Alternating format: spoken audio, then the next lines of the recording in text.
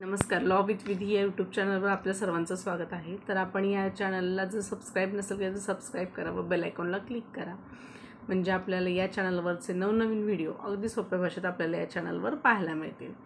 तर आपण इथून मागे आपण बरेचसे व्हिडिओज बनवलेले आहेत. हक्क सोडपत्र म्हणजे काय, किंवा डिवोर्सचे ग्राउंड्स कोणते असतील, किंवा मग जर आपण कॉल रेकॉर्डिंग्स केलं तर ते कोर्टामध्ये ग्राह्य धरलं जातं का, मग कसं ते लीगल करावं, हे आपण सर्व या इथून मागच्या व्हिडिओजमध्ये बरेचसे व्हिडिओज आपण बनवलेले आहेत. त्या व्हिडिओमध्ये आपण सांगितलेलं आहे. जर कुणाला हे जे व्हिडिओ आहेत ते पहा व आपल्या नातेवाईकांना शेअर करा, म्हणजे ज्यांना त्याची गरज आहे त्यांच्यापर्यंत हे व्हिडिओ पोहोचतील. आज आपण या व्हिडिओच्या माध्यमातून पाहणार आहोत की पत्नी जर निघून गेली, 4-5 महिने आलीच नाही, किंवा पत्नी जर माहेरी निघून गेली, 4-5 महिने आली नाही आहे, किंवा वर्ष झालं ती आली नाही आहे, तर अशा वेळेस आपण काय करावे. किंवा मग आपली सततची भांडणं होत आहे आणि आपल्याला माहिती आहे की आपली पत्नी ही कायमची माहेरी निघून जाणार आहे, तर त्यावेळेस आपण काय करावे, तर आपण हे या व्हिडिओच्या माध्यमातून पाहणार आहोत. Prevention is better than cure. ह्या वाक्यानुसार आपल्याला जी फ्युचरमध्ये जे आपल्याला अडचणी येणार आहेत त्याची काळजी आपण आत्ताच घेणे आवश्यक आहे. म्हणजे जर पत्नी ही निघून गेली असेल, 4-5 महिने झाले ती येतच नाही, किंवा तिचं जाण्याचं टायमिंग ठरलेलं असेल, दिवाळीला जाते आहे, दसऱ्याला जाते आहे, किंवा मग हे असेल संक्रांत असेल संक्रांतीला जाते आहे, किंवा मग प्रत्येक कुठल्याही सणाला ती माहेरीच राहते आहे, तर आपल्याला माहिती आहे की ती 4-5 महिने निघून गेली आहे, तर त्यावेळेस काय करावे आपण. तर आपण काय करतो की आपण तिला काहीच बोलत नाही, किंवा आपण जर वकिलांकडे गेलो आणि मग आपण सांगतो की माझी पत्नी 4-5 महिने आलेलीच नाही आहे आणि मग मी काय करू. तर त्यावेळेस पत्नीची नोटीस आलेली असते, तेव्हाच तुम्ही वकिलांकडे जाता. तिने बरेचसे आरोप त्या नोटिसेमध्ये केलेले असते. मग 4-5 महिने तुम्ही वाट पाहिलेली असते तिची की ती येईल, ती येईल माहेरवरनं, पण ती येत नाही. त्यावेळेस 4-5 महिन्यानंतर आपल्याला डायरेक्ट नोटीस येते. मग नोटीसमध्ये तिने बरेचसे तुमच्यावर आरोप केलेले असतात, किंवा मग बरेचसे आरोप केलेले असतात. त्यामुळे आपण ज्यावेळेस पत्नी निघून जाईल त्यावेळेसच आपण कारवाई करणे, फर्स्ट कारवाई तुमच्याकडून झाली पाहिजे, हे तितकंच गरजेचं आहे. ज्याला केस जिंकायची आहे त्यांनी पहिली कारवाई करणं हे तितकंच गरजेचं आहे. आपण पत्नीकडून होणाऱ्या कारवाईची वाट न पाहता आपण पहिली कारवाई करणं हे तितकंच गरजेचं आहे. आपण म्हणतो की 4-5 महिने ती नाही आली आहे, मग तुम्ही का नाही कारवाई केली, तर ते म्हणतात की आम्ही तिची वाट पाहत होतो येण्याची, त्यामुळे आम्ही कारवाई नाही केली. पण ज्यावेळेस पत्नीची नोटीस येते 4-5 महिन्यानंतर, आपण वाट पाहत असतो, पण तिच्याकडून जी लिगल नोटीस येते त्याच्यामध्ये आपल्यावर बरेचसे आरोप केलेले असतात. त्यामुळे ज्यावेळेस पत्नी निघून जाईल त्यावेळेस पहिली कारवाई आपल्याकडूनच होणे तितकेच गरजेचं आहे. आपल्याला जर केस जिंकायची असेल तर पहिली कारवाई ही आपल्याकडूनच व्हायला हवी. जर पत्नीकडून पहिली कारवाई जर झाली तर आपले जिंकायचे चान्सेस हे फार कमी होतात. त्यामुळे ज्याच्याकडून पहिली कारवाई होईल त्याचे जिंकायचे चान्सेस सर्वात जास्त असतील. तर आपण कारवाईची न वाट पाहता काय करायचं की आपण फर्स्ट कारवाई करायची. जिंकायचं असेल तर आपल्याला पहिली कारवाई करणं हे तितकंच गरजेचं आहे. तुमच्याकडूनच म्हणजे जर तुम्हाला जिंकायचं असेल तर तुमच्याकडूनच पहिली कारवाई होणं गरजेचं आहे. तुमच्याकडूनच पहिले तिच्यावर आरोप होणे गरजेचं आहे. पत्नी जर 4-4, 5-5 महिने निघून जात असेल, किंवा आपण थांबतो काय होतं आहे, किंवा ती येते काय होतं आहे पाहतो, मग तिच्याकडून भरमसाठ आरोपांची नोटीस येते. आपण वाट पाहत राहतो पण तिच्याकडून 4-5 महिने उलटून जातात, मग तिच्याकडून भरमसाठ आरोपांची नोटीस येते. मग त्यावेळेस आपण काहीच करू शकत नाही. आपल्याला नोटीसला उत्तर द्यावं लागतं. तिने जे आरोप केलेले आहे त्याची उत्तरं द्यावी लागतात. त्यामुळे आपण पहिली कारवाई करणं व आपण तिच्यावर पहिले आरोप करणं हे तितकंच केससाठी गरजेचं आहे. किंवा मग आता काय होतं की तिच्याकडून जर आता समजा पतीने ही कुठलीच कारवाई केलेली नसते. ज्यावेळेस पत्नीकडून ही नोटीस येते व त्याच्यावर नोटिसीमध्ये भरमसाठ आरोप केलेले असतात, ते समुपदेशन केंद्रात जातात. मग आपल्या विरुद्ध भरमसाठ आरोप केलेले असतात त्याच्यामध्ये. मग त्यावेळी काय होतं पतीचं, की आपल्याकडे पर्याय राहत नाही, पतीकडे कोणताच पर्याय राहत नाही. मग त्या आरोपांना उत्तर देत आपण मग तिच्यावर आरोप करतो. म्हणजे जी नोटीस आलेली आहे मग ती फर्स्ट समुपदेशन केंद्रामध्ये जर गेली तर त्यावेळेस आपण तिच्या आरोपांनाच उत्तरं देत राहतो व तिच्यावर विरुद्ध आरोप करतो. मग तिला म्हणायला काय होतं की मी आरोप केलेत म्हणून हा माझ्यावर आरोप करतोय, किंवा मग ती म्हणते की हा आरोप सर्व खोटे आहेत. मग त्यांच्यावर आरोप केलेत म्हणून ते खोटे आरोप माझ्यावर करतात.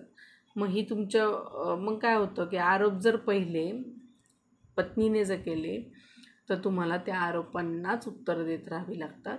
व तुम्ही मग नोटीस जरी पाठवली किंवा मग नोटिसींना उत्तरं जरी दिली तरी ज्यांनी पहिले आरोप केलेले आहेत त्यांचे चान्सेस केस जिंकण्याचे हे तितकेच वाढतात. त्यामुळे पत्नी जर निघून गेली तर पहिली कारवाई ही त्यांच्याकडून होणे, म्हणजे पतीकडून होणे तितकेच गरजेचं आहे. जर केस जिंकायचे असेल तर पहिली कारवाई होणे त्यांच्याकडून हे तितकंच गरजेचं आहे.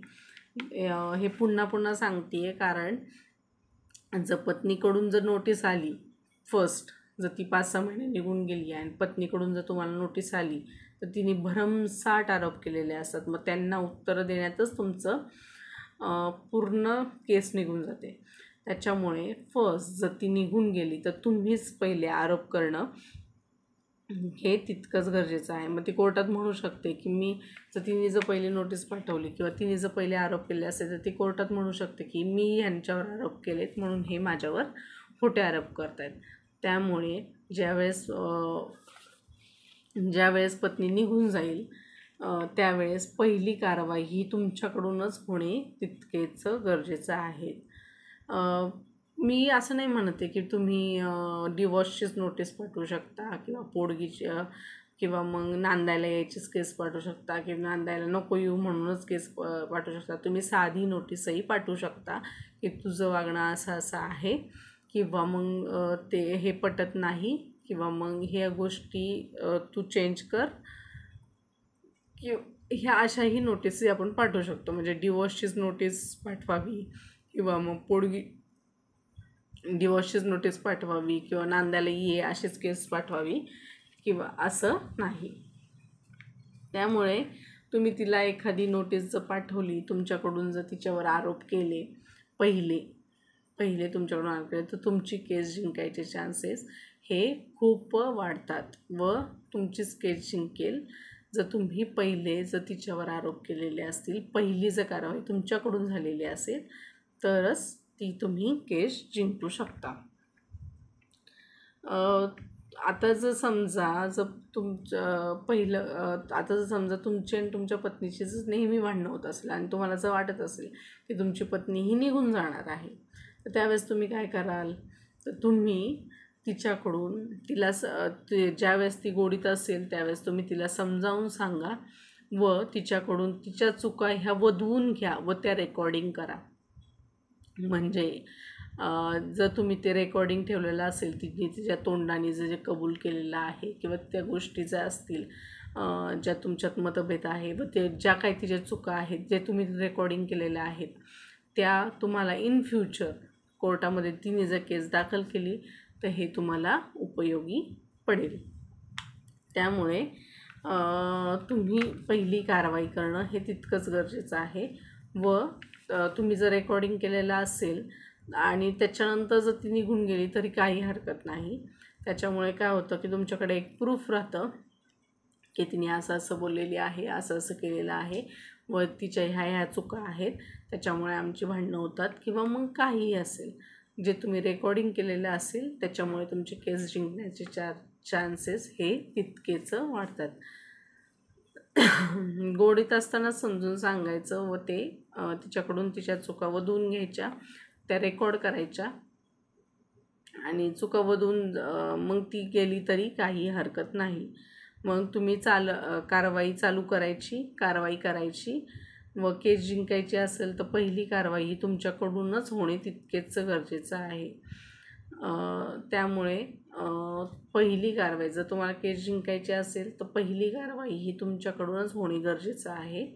जर तुम्ही पहिली कारवाई केली नाही तर तुम्हालाच त्या गोष्टी पुढे बऱ्याचशा अडचणी येऊ शकतात.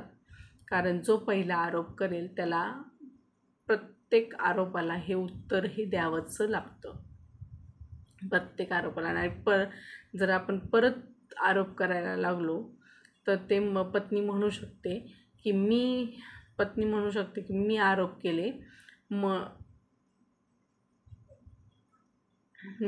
केले, म्हणून तुम्ही माझ्यावर विरुद्ध आरोप करता. त्यामुळे जर पत्नी निघून गेली माहेरी तर पहिली कारवाई ही पतीकडूनच व्हायला हवी. जर तुम्हाला केस जिंकायचे असेल तर तुम्हीच पहिली कारवाई करायला हवी. दुसरी गोष्ट, जर पत्नी निघून जाईल असं तुम्हाला वाटत असेल तर गोडीत असतानाच तिच्याकडून तिच्या चुका वधवून घ्या व त्या रेकॉर्ड करा आणि मग तुम्ही कारवाई चालू करा. जर तुम्ही रेकॉर्ड ते केलं नाही तर तुमच्याकडे प्रूफ राहणार नाही. त्यामुळे ते रेकॉर्ड करा. ती जे काही बोलते ते रेकॉर्ड करा. तिच्या चुका तिच्याकडून वधवून घ्या गोडीतच आणि मग ती गेली तरीही काही हरकत नाही. जरी तुम्ही कारवाई केली तरी तुम्ही ते प्रूफ दाखवू शकता. जर हा व्हिडिओ तुम्हाला आवडला असेल तर शेअर करा, लाईक करा, शेअर करा आणि सबस्क्राईब करा. धन्यवाद.